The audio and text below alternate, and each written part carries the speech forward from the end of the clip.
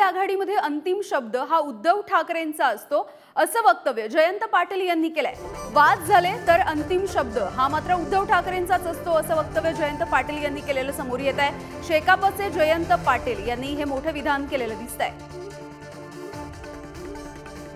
मी India आघाडीचा एक सदस्य आहे आणि ऑल इंडियावर ज्या बैठका होतात आणि अंतिम शब्द त्या आघाडीमध्ये ज्या वेळेला येतो की थोडेसे वाद वगैरे झाले तो अंतिम शब्द आज उद्धवजींचा मानला जातो आणि उद्धवजींचंच त्या ठिकाणी ऐकलं जातं। अगदी तिथे नेते सोनियाजी पण या ठिकाणी जेव्हा इंडिया आघाडीमध्ये राऊतसाहेब तुम्ही पण असता बरोबर की त्या ठिकाणी जो मान आम्हाला महाराष्ट्राला मिळतो तो बघून माझी छाती एकदम भरून निघते।